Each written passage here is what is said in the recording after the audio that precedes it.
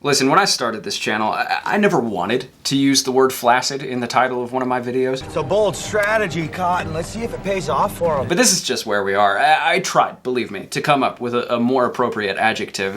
Uninspired, insipid, lame, and time cut, the latest steaming pile of dog shit to be released by Netflix, is all of those things to be sure, but it is also so much more than that. Really, Time Cut is nothing less than the apotheosis of our modern cultural obsession with nostalgia baiting and recycled narratives and of course time travel plot holes. It is a masterwork of media mediocrity, sculpted as if by Bernini himself. To gaze upon it is to stare into the putrid materialist abyss that Netflix desires each of us to fall into, just plummeting endlessly to our deaths with no possible way to ever cancel our subscriptions. So if you've got a thing for sprawling and unwieldy metaphors like that one, please like this video and subscribe to this channel. I can promise I'll be at least 3 times as entertaining as this movie. Speaking of which, I am gonna spoil Time Cut for you. It's my intention that you watch this video as a replacement for the movie, not merely an accessory to it, so you've been warned. But of course, I do imagine that a few unfortunates among you have already seen Time Cut, in which case I hope you stick around so that I can make you laugh. Lord knows you probably need it. Okay, so after the success of Amazon Prime's Totally Killer last year, an R-rated slasher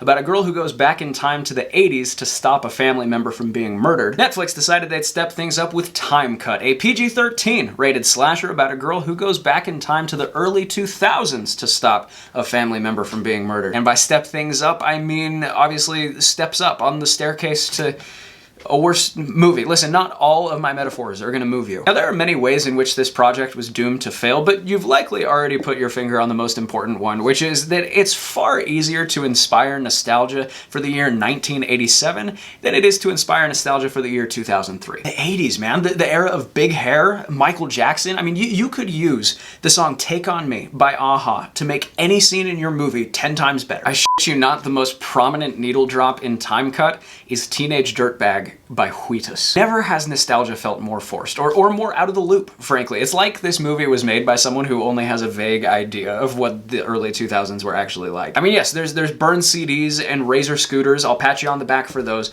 but almost everyone in this movie dresses like an extra on Lizzie McGuire or something, and almost nobody actually dressed like that. It truly was the blandest of times, with almost no surviving cultural artifacts, which is why they had to bedazzle everyone's jeans and give everyone Ugg boots 3 years early, because a nostalgia piece for the early 2000s is basically the equivalent of like the grandchildren of coal miners yearning for the black lung. Anyway, our protagonist here is Lucy, a senior in high school in the year 2024. Now, all the way back in 2003, before Lucy was born, her older sister Summer was killed by a slasher in a mask, and so her parents are like, oh, we miss our daughter so much, we simply have to have another kid, but with this second one, we're going to become the coldest, most emotionally distant parents you've ever seen. Lucy gets this internship to NASA, and her parents aren't even excited for her or proud of her. They're just like, oh, we'd really prefer you stay close to home, where it's safe, which doesn't make a ton of sense because their first daughter was murdered at a party like 3 blocks from their house. Anyway, she gets sent back in time to 2003. Don't ask me how, it's stupid. There's a time machine in a barn or something. Anyway, she runs into Captain Friendzone here, who is clearly in love with her older sister, who, and maybe this is controversial, but actually sucks. Like,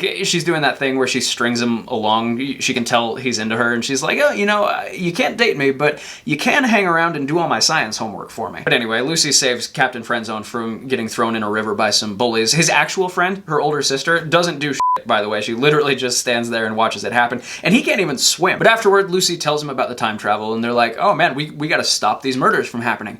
And you would not believe what a bad job of it they do. Like, the first murder, the 2 people who originally die still die, and they get a random security guard killed too. It's like if in Prisoner of Azkaban, Harry and Hermione went back in time to try and save Buckbeak, but the executioner still killed Buckbeak and also killed Hagrid by accident on the follow-through. Except I swear to you that Harry Potter would have been like 10 times more violent than this. This is a PG-13 movie. I don't even know where the 13 came from. This is the weakest slasher I've ever seen. Like, why even make it at this point? I mean, some subgenres of horror can actually be more effective the less you show. A haunted house movie, for example.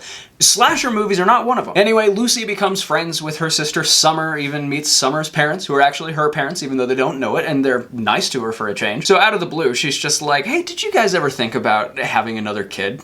To which they're just like, no, You know? We only need one. Totally normal thing to be asked by a complete stranger. So Lucy realizes, if I save my older sister, I will never be born. But then Captain Friendzone's like, no, you gotta save her. I love her. And she's like, fine, I'll save her. My life sucks anyway. And it actually works this time. They do save her. And in the process, they get the mask off the slasher. And it turns out to be Captain Friendzone from the future.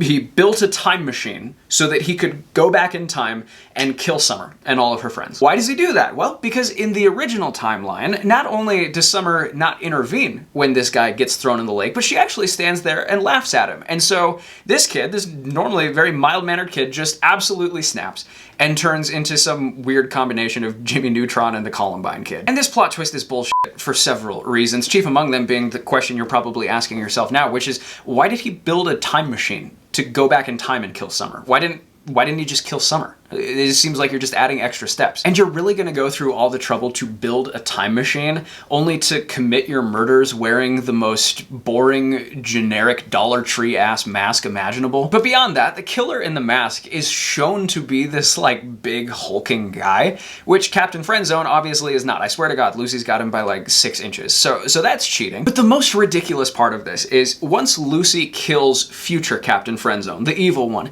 she stays back in time in 2003, and her and Summer remain total besties with regular Captain Friendzone. Like, what? You just found out this dude is a total freak show. He is one bad day away.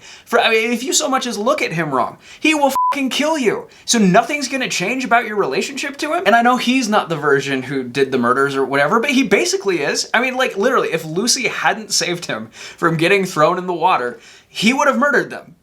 Like, if I know that, I'm not hanging out with this kid. Anyway, so Lucy decides that she's not gonna go back to 2024. She's gonna stay in 2003 and live happily ever after with her sister.